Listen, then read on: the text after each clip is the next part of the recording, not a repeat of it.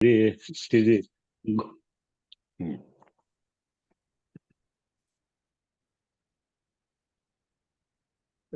you allow for the host? Yes. No, it is not coming. Okay.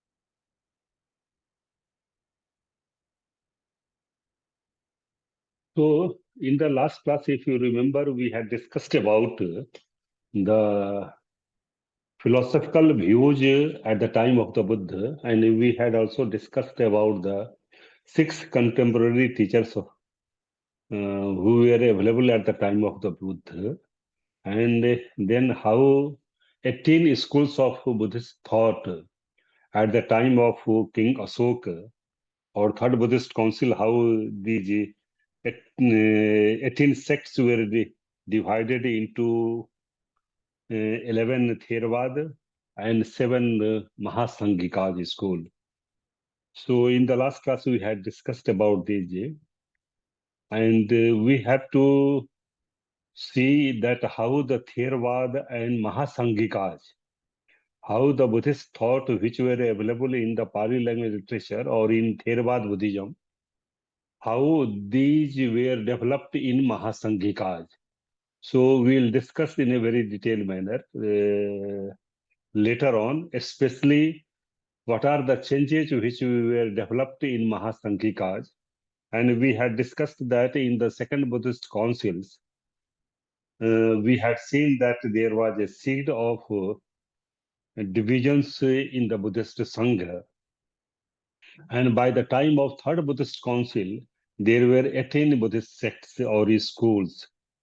So especially we have to make a distinction between what are the Buddhist school thoughts between the Theravada and Mahasanghikas. So today we are going to discuss about what are the main philosophical views which are available in 4 major Buddhist philosophical thought, especially Vaibhasik, Sautrantik, Yogachara, and Madhyamik. So we are going to discuss all this in a very detailed manner. So I will discuss in a very brief manner about the how the things have been changed. So is it okay or something wrong? Rahul? No, Professor, everything is okay. Okay. Yes. So we are going to discuss about that what are the schools of the Buddhism, especially Sarvastivad, that is the Madhyamik and Yogachar, Vaibhasik and Sautantrik. How there is a continuous system of Buddhist thoughts and how these traditions from one school to another schools, how there is a continuity of this Buddhist thought. So we are going to discuss in a very detailed manner, and we had already discussed that this Buddhism is not even a single Buddhist philosophy, but there are so many philosophical thoughts or the views which have been interpreted in especially 4 schools of Buddhist thought. So it is in another way we can define that Buddhism is a bunch of philosophical views or the thoughts. So we are seeing that how there is a unsystematic and continuous tradition of our transmission of the Buddhist thought which arose after the first Buddhist council, and how there is a transmission of the Buddhist thoughts from time to time. So we have already seen that in the first Buddhist council, 500 Arhat took participated, and Upali was given the task of preserve the teachings related with the Vinaya, and Ananda was given the task for preserving or compiling in the form of oral traditions for the suttas or the Dhamma. So this is the until Third Buddhist Council, all the teachings of the Buddha were rehearsed. They were codified into three classifications, namely Tipitaka or Tripitaka, namely Vinaya Pitaka, Sutta Pitaka, and Abhidhamma Pitaka. So these Sutta, Vinaya, and Abhidhamma, these are the three main collections of the teachings of the Buddha. And these Tripitaka became the codified foundations of all Buddhist philosophy. So how this teachings of the Buddha, which were compiled in the form of Vinaya, Sutta, and Abhidhamma, how these developed through a continuous attempts of the Buddha's disciples, from first Buddhist Council to second Buddhist Council and third Buddhist Council. And they were trying to determine the true meaning of the teachings of the Buddha, that how the teachings of the Buddha. And in that way, when they were interpreting the teachings of the Buddha in different manner, then there arose different sects or different schools of the Buddhist thought. So in that way, we are having Hinian or Theravada Buddhism, under which there are four Buddhist schools, namely Sarvastivada, Mahasangikaj, Samityaj, and Astavirvad. So these are the main four principal sanghas which arose after the Third Buddhist Council. So their mutual agreement were not as much philosophical as regarding the codes of conduct, but how the spiritual attainments or the spiritual adhyatmic, that is the spiritual, how a person can get a state of eternal bliss or nirvana, how this spiritual attainment can be achieved through the meditational practices. So there were some differences in other schools of the Buddhist thought. So there are mainly two which we'll discuss. That is the Vaibhasik, Sautantrik, and this Vaibhasik school we have already seen that it is one of the branch of the Sarvastivadi school of traditions, which were thinking that all things are, whether they are past, present, and future, all are available. But other schools of Buddhist thought they are not thinking in that way. And this Vaibhasik school is the product of all our acharyas like Acharya Vasubandhu, who composed the text Abhidharma Kosa, and the commentary on Abhidharma Kosa, which was written by Acharya Vasubandhu himself, which is known as Asputharata Abhidharma Kosa. So these teachings of the Buddha, which were available in the Sarvastivada Abhidharma traditions, that school was known as a Vaibhasik school, and it is accepted as the most authentic schools of the things. And there are two commentaries under this Mahavivasa, that is the of Vaibhasik school, namely Mahavivasa and Vivasa. There are two commentaries or the tikas which were written on Abhidharma Kosa, or that is the schools which was called as Vaibhasik school. So the Vaibhasik school was named after the name Vibhasa. So Vibhasa is as the Valli Praman or authentic teachings of the Buddha.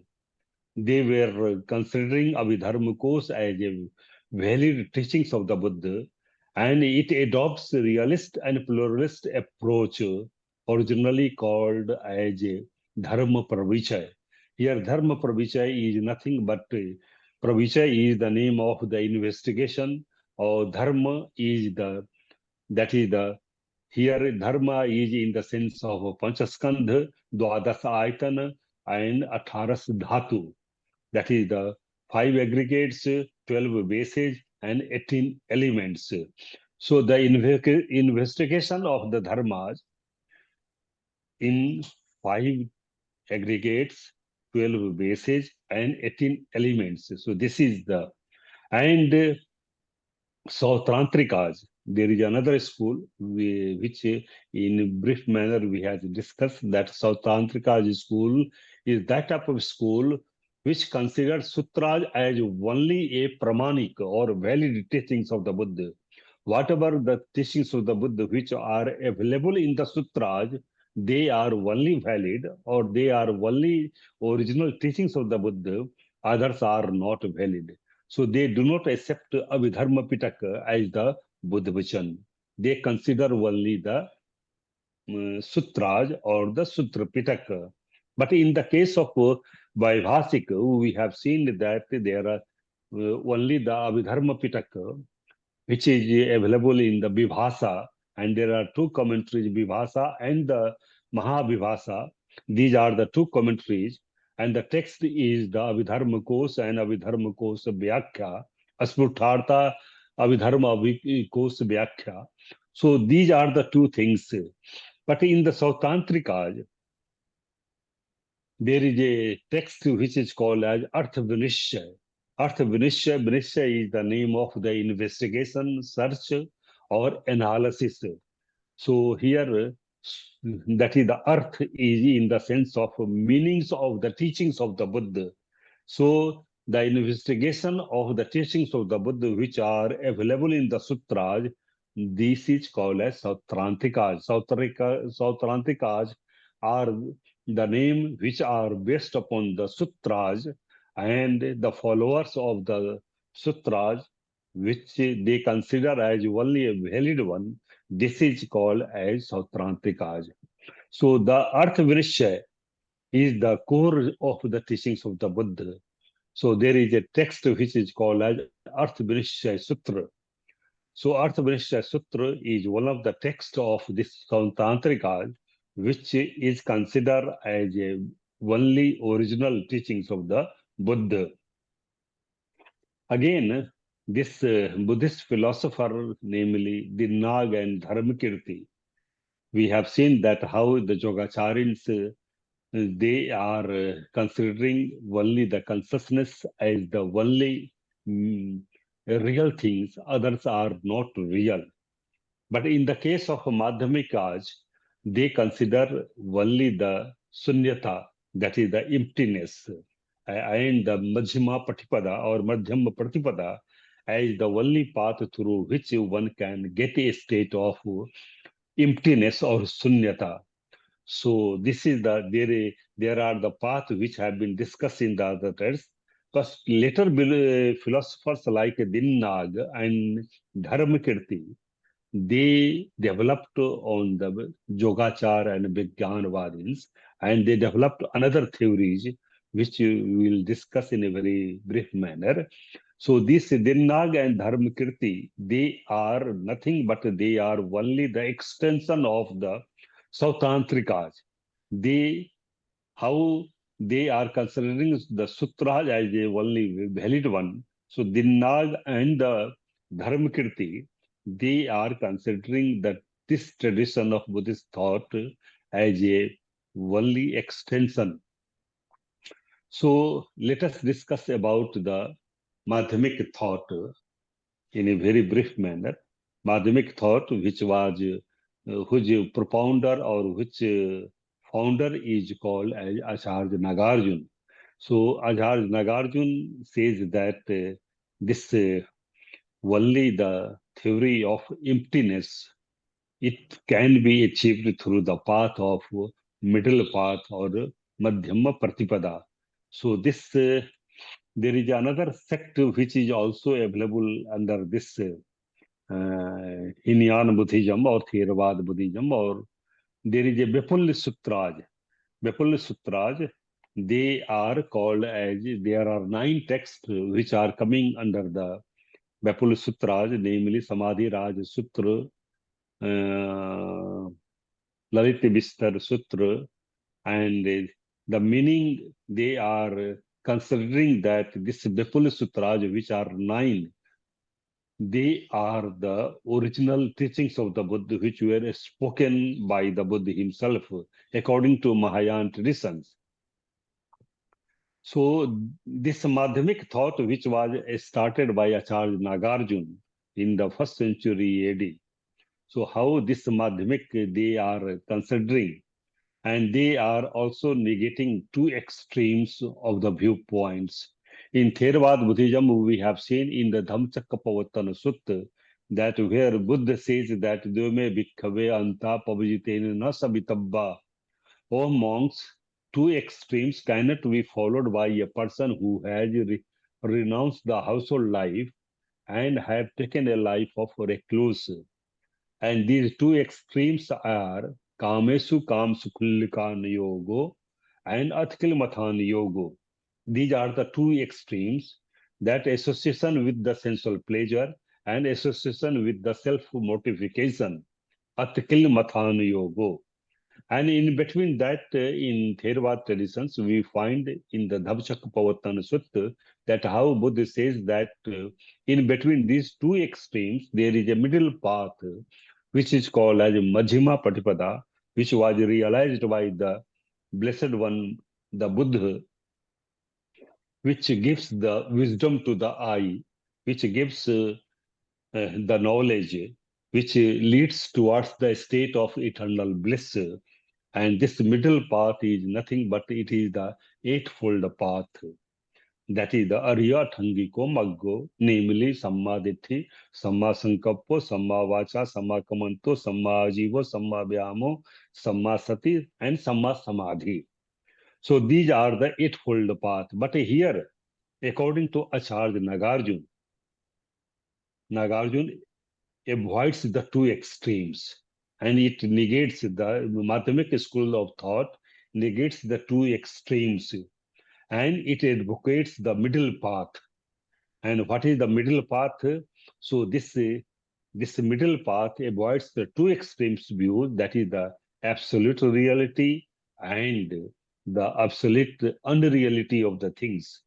In Theravada traditions, we have seen that there are two extremes, Kamesu Kam Sukhillika Yogo, association with the sensual pleasure, and Atkal Mathan Yogo, association with the self-mortifications. But here, there are two extremes, namely absolute reality and absolute non-reality, and asserts that everything exists in a conditions way. Conditions may means that is the pratyekta samutpad, that there is no self-independent entity. Everything comes into existence dependent on some cause and conditions. So this is the that Madhyama Marg here, it asserts that everything exists in a very conditional way. Conditional means the two things are causally related with each other. And these two causally things which are causally related, they are based upon the hetu and the pratyaya. So here Buddha says that one who sees pratyekta samutpad, he sees the dhamma or dharma. In Majjhima Nikaya also, Buddha says that yo patisamutpadam passati, so mama passati, yo mama passati, so patisamutpadam passati. Means that one who sees the patisamuchpad or law of dependent origination, he sees me. Or one who sees me, he also knows the law of dependent originations. Here Acharya Nagarjuna also says that one who sees the law of dependent origination, Pratityasamutpad, he sees the dharma or the dharma. So what is the Pratitya Samutpad? We have already seen that imasmim sati idam hoti, imasmim asati idam na hoti, imasu pada idam upajjati, imas nirodha idam nirujjati. That if there is the existence of this, there is the arising of this.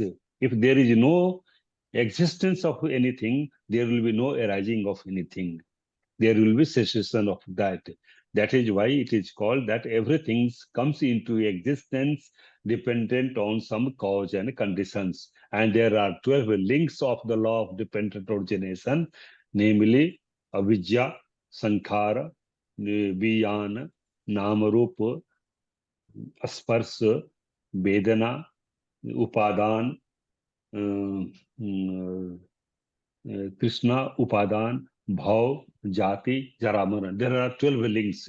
It has been said in Pali also in the text Mahabhagga that Abhijja Pachaya Sankhara, Sankhara Pachaya Vijnana, Vijnana Pachaya Namrupa, Namrupa Pachaya Phasso, Phasso Pachaya Vedana, Vedana Pachaya Tanha, Tanha Pachaya Upadan, Upadan Pachaya Bhav, Bhav Pachaya Jati, Jati Pachaya Jaramaran. So there are 12 links.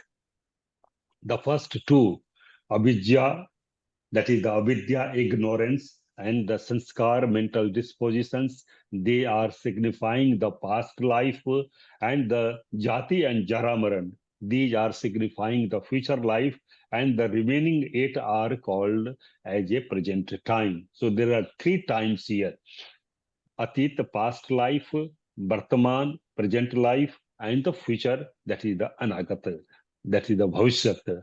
So these are the 12 links. So here, according to Acharya Nagarjuna, this Madhyama Marg says that all phenomena, that all things which are happening in our day-to-day life, they appear to be occurring, existing, and perishing. Means whatever the things which comes into existence, it has to be seized also. It has to be perished also. The so-called real world is actually nothing but relativity. So here theory of relativity is existing here. And some of the scholars who are comparing this theory of relativity of the Madhyama Marg of Acharya Nagarjuna with the theory of relativity of Albert Einstein. So, how the theory of relativity of Acharya Albert Einstein is compared with the theory of relativity of the Madhyama Marg or the middle path propounded by Acharya Nagarjuna. So, this is the here it is said that all phenomena which appear, they have to be perished or they have to be destroyed. So this is the principle of dependent origination. So here it is said that the existence of a thing is conditional of the other things. Conditional means avidya and sanskar, ignorance and the mental dispositions, they are causally related, and the existence of the sanskar or mental dispositions is conditional because of the ignorance, avidya. So the very being of the world is relative. It has no essence or the nature of its being. That is why it is called as nisvabhavata, that it is essenceless. There is no essence in any phenomena or the thing or the states which are happening in our day-to-day life. So this is the main philosophy of Acharya Nagarjuna. And there is another philosopher who also developed the theory propounded by Acharya Nagarjuna related with the Madhyama Marg theory of relativity. That is Acharya is called as Chandrakirti. And Chandrakirti also interpreted Buddhavachanaj as defining the reality or the world as essenceless, nisvabhavata. So there is everything is essenceless. There is nothing. Whatever the things which has taken place in as existence, there is nothing, any reality in that subject because that subject is to be seized also. Again, there is another school that is called a Jokachar school or Vijnanavad school.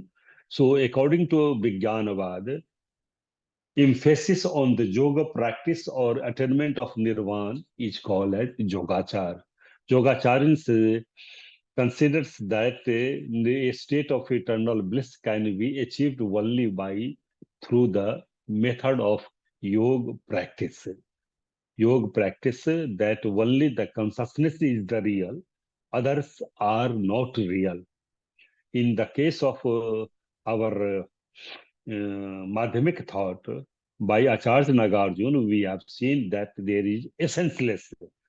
Acharya Nagarjuna and Chandrakirti, they are saying that there is nothing real, nisvabhavata, there is no existence. Whatever the things which have taken place, it has to be ceased also. So this term, Vijnanavad, is the term which expresses the philosophical approach. Philosophical approach means that there are some sutras which oppose the Madhyamik philosophers of Mahayana sutras, and in that way, according to Vijnanavad, there is a most popular text which is called as Lanka Avatar text, which has been developed in China and Japan, and other sub-schools were also developed in China and Japan on the basis of the Lanka Avatar, Vijnanavad. And you might be knowing also that the Xuan Chuan from China, one of the traveler who came in the 5th century AD, 6th century AD in India, he also took the text from India, and all the texts were translated, and this Yogachara and Vijnanavad was developed especially in China and Japan. So this Lanka Avatar is one of the most important texts of the Vijnanavadins. There are other texts also, namely Das Bhumik Sutra or Pragya Parvita Sutras, and Yogavachar Vijnanavad or Vijnanavad schools considers that only the consciousness, Vijnan, is the ultimate reality. Others are not real. Only the mind is the real one. Others are not real. So the so-called Vyavharik or the empirical world is only the ideal in representations of the Vigyapti of the consciousness. This consciousness is the only representations of the reality or the empirical world. Others are not real. So this Yogachara philosophy interprets the process of consciousness involving its representations as Vijnan Parinamvad. Vijnan Parinamvad is nothing but that only the Vijnan or consciousness is the real one. So according to Yogachar or Vijnanavad school or the philosophers, they say that the teachings of the Buddha aim to make a human self-aware about such subconsciousness bondage. One can get liberated through yogic practices through the meditational practices. So as soon as consciousness is free from beginningless, that is the adi, where there is anadi, that is beginningless desire, where there is no any desire, that where all the desires have been removed or the destroyed.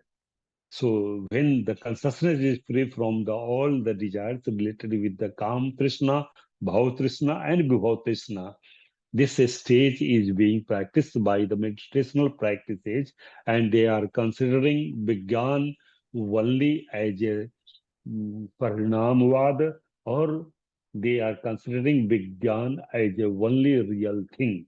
Others are not real. So it becomes free from the Maya or illusion. That world is outside and free from compulsion of knowing the world from outside. So this is one of the Yogachar theory. So again, there are two types of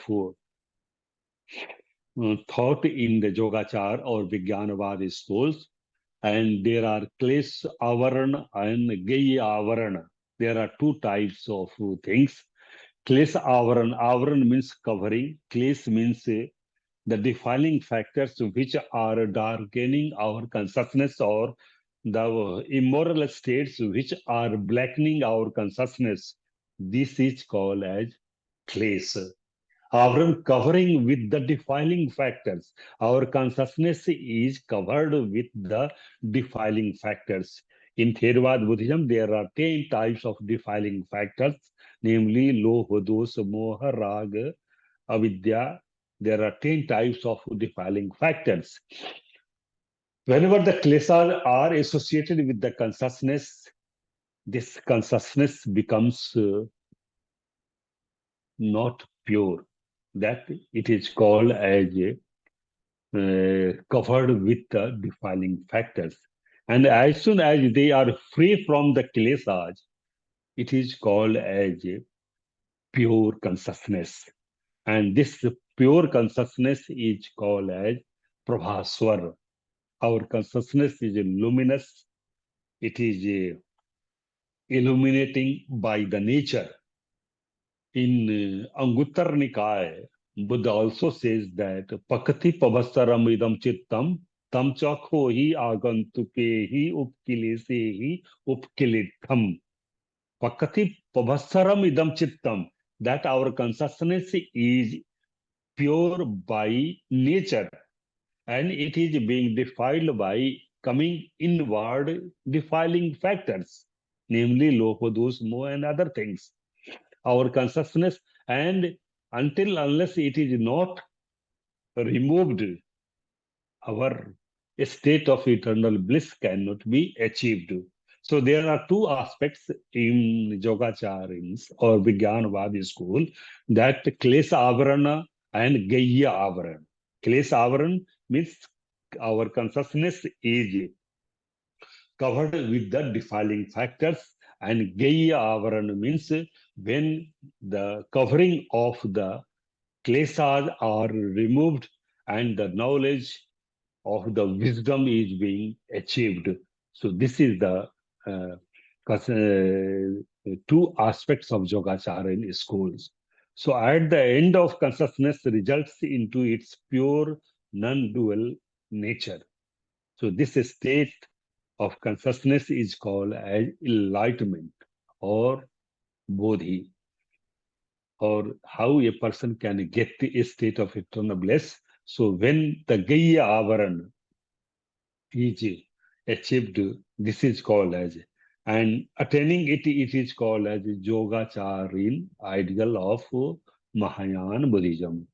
So this is the development journey of the Buddhism. We are going to discuss that how there is a continuity from the Third Buddhist Council to the first century AD, where Acharya Nagarjuna has developed the Madhyama Pratipattiva, Madhyama Marg, which discusses about the theory of relativity. And it says that whether the things which are mental or not mental, they are not real. All things are essenceless, niswabhavata, and it propounds a theory of relativity known as Madhyam Marg. And there is a continuity of the Buddhist schools of thought, namely Sautrantrikas, which I have discussed, that it discusses about the Arth Vinishya, that they interpret the things by the meaning of the teachings of the Buddha, and they investigate the teachings of the Buddha on the basis of the sutras, and they consider sutras as a valid one. And then we had seen that how the Yogacharis, they consider our consciousness is the only real thing, others are not real. And a state of eternal bliss, nirvana, can be achieved through only yogic or meditational practices. So this is the continuity of the things. So how this there is a development of the all schools of the Buddhist thought, they are interpreting the teachings of the Buddha in different manner. But there is a underlining unity between all the schools of Buddhist thought, whether this is Theravada or Madhyamik or Yogacharins or Sautrantrikas or Vaibhasikas, that there is a development of the Buddhist thought, and there is a continuity of teachings of the Buddha. They are interpreting in different manners. So no Buddhist sect accepted any eternal being beyond momentary being dharma, which as they thought binds all of them in a thread. So from the Theravada, from the first Buddhist council till the 5th century AD, there is a continuity of the interpreting the teachings of the Buddha in a different manner. So again, we'll